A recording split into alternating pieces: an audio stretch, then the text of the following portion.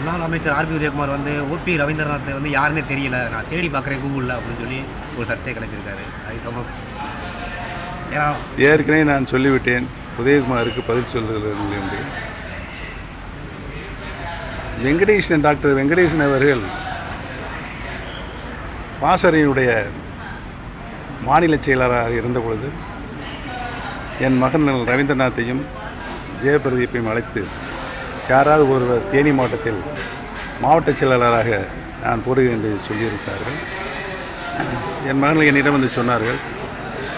அப்படியே என்று கேட்டு நான் டாக்டர் வெங்கடேசனை சந்திக்கின்ற பொழுது வெங்கடேசன் எந்த சோபாவில் உட்கார்ந்திருந்தார், அப்பொழுது உதயகுமார் எப்படி இருந்தார் அந்த நிலையில் என்றால் நான் கண்கூடாக பார்த்திருக்கிறேன். அதை சொன்னால் அரசியல் நாகரிகமாக இருக்காது என்பதை தெரிவித்துக் கொள்கிறேன். ஓபிஎஸ் அவர்கள் விரக்தியின் விளிம்பிலே நேற்று தினம் எச்சரிக்கை விடுத்திருக்கின்றார்கள். மாண்புமிகு கண்ணன் அவர்களுக்கு நான் நினைவுபடுத்த கடமைப்பட்டிருக்கின்றேன். இதே தேனி மாவட்டத்திலே இவர்தான் அதிகார மையம் என்று சொல்லிக் கொண்டிருந்த போது 2010ஆம் ஆண்டு முல்லை பெரியாறு உரிமை போராட்டத்துக்கு இவரை தள்ளி வைத்துவிட்டு மாண்புமிகு அம்மா அவர்கள் இந்த சாமானிய தொண்டன், எளிய தொண்டன் உதயகுமாரை தான் தேனி மாவட்டத்திலே தலைமை தாங்க உத்தரவிட்டார்கள். அன்றிலிருந்து அவர் என்னென்ன நடவடிக்கைகளை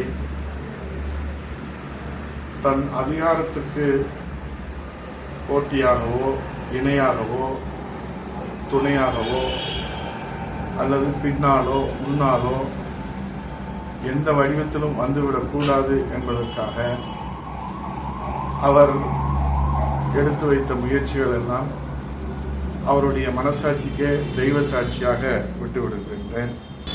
இளைஞர் பாசறை இளம்பெண்கள் பாசறையுடைய செயலாளராக அன்றைக்கு அம்மா அவர்கள் இருந்தபோது டாக்டர் வெங்கடேஷ் அவர்கள் சோபாவில் அமர்ந்திருந்த போது இந்த உதயகுமார் எந்த இடத்திலே அமர்ந்திருந்தார் என்று சொன்னால் அரசியல் நாகரிகமாக இருக்காது என்று நீங்கள் சொல்லியிருக்கிறீர்கள்.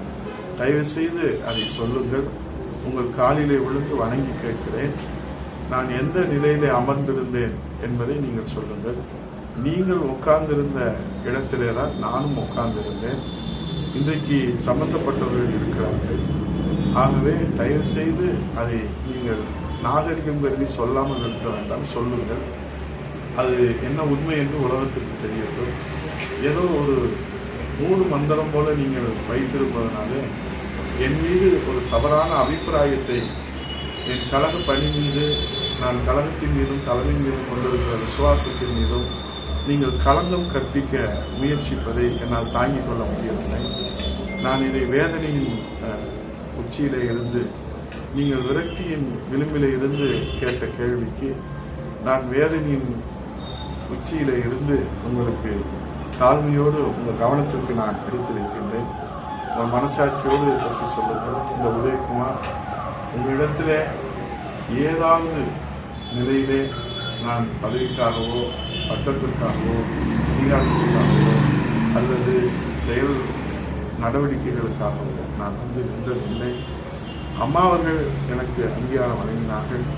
அம்மாவின் மறு வடிவமாக புரட்சித் தலைவர் எடப்பாடியார் அவர்கள் அங்கீகாரம் வழங்கி இன்றைக்கு நான் ஆற்றி வருகிற கழக பணிக்கு ஆக்கமும் ஊக்கமும் வழங்கி எனக்கு ஆசீர்வதித்து என் பணியை அவர்கள் ஊக்கப்படுத்தி உற்சாகப்படுத்தி அங்கீகரித்து இந்த ஏழை சாமானிய எளிய தொண்டனுக்கும் நீங்கள் அமர்ந்திருந்த அந்த இருக்கையை எனக்கு வழங்கினார்கள் என்ற ஒரே காரணத்திற்காக என் மீது எத்தனை களங்கங்கள் நீங்கள் சுமத்துவது. ஜனநாயகத்தின் அடிப்படையிலே தான் புரட்சித் தலைவர் ஐயா எடப்பாடியார் அவர்கள் இந்த சாமானிய தொண்டன், எளிய தொண்டன், கட்சியிலே கொடிகட்டுகிற தொண்டன் யாரு வேண்டுமானாலும் முதல் வரிசையிலே கழகப்பணியை மக்கள் பணி ஆற்ற முடியும் என்கிற அந்த ஜனநாயக மாண்பிலே தான் எனக்கு அந்த வாய்ப்பை வழங்கினார்கள். ஆனால் அந்த வாய்ப்பை பெற்றதிலிருந்து நீங்கள் என் மீது அள்ளி சுமத்துகிற பசை சொல்களுக்கும் நீங்கள் என் மீது சுமத்துகிற பழி சொற்களுக்கும் எல்லையே இல்லாமல் போய்விட்டது. இறுதியாக எச்சரிக்கையும் நீங்கள் விடுத்திருக்கின்றீர்கள்.